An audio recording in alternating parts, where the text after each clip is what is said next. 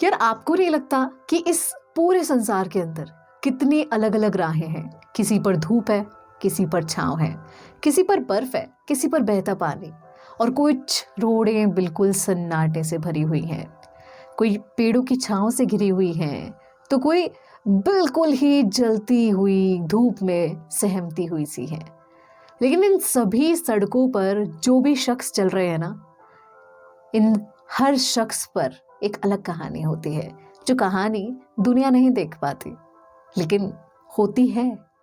और आज जो मैं आपको कहानी सुनाने वाली हूं ना, वो एक अम्मा जी की है, जो धूप की सड़क पर बैठी थी चटाई बिछाकर, जिनसे मैं रूबरू हुई। कैसे रूबरू हुई बताती हूँ।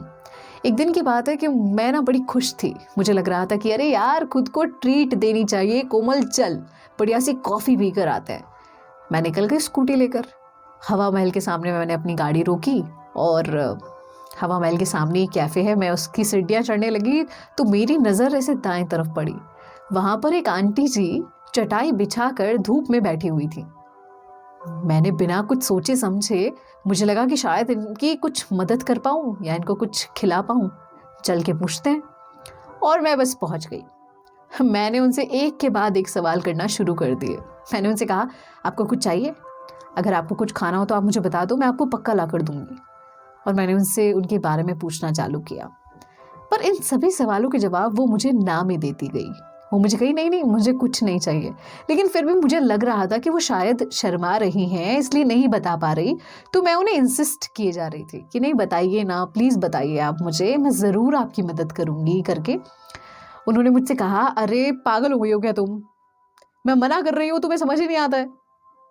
फिर मेरे को थोड़ा अजीब लगा कि यार, मैं तो इनकी मदद करना चाहती हूँ और ये ऐसे कैसे मुझसे बात कर सकती हैं। मैंने उनसे बोला फिर कि मैं सिर्फ आपकी मदद करना चाहती थी, आप ऐसे क्यों बात कर रही हो मुझसे?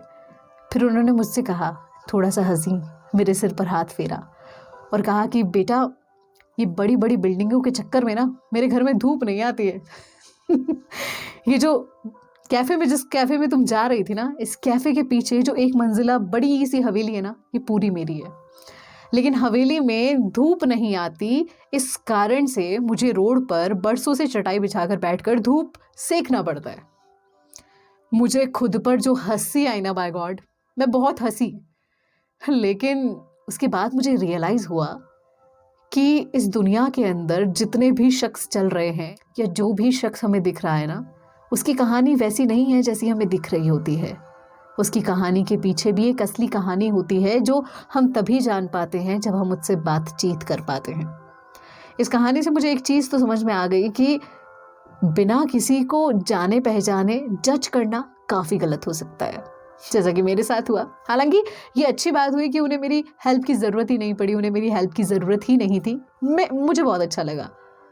लेकिन हर किसी शख्स को यूँ जज करना या फिर ये अपने मन में ही छवि बना लेना कि शायद ये ऐसा ही होगा या ऐसी ही होगी, बहुत गलत है। क्योंकि मुझे समझ में आ गया पूरी लाइफ के लिए।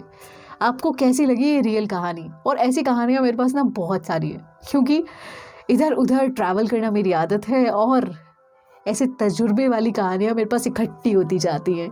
तो सोच रही हूँ क्यों ना आपको ही सुनाई जाए।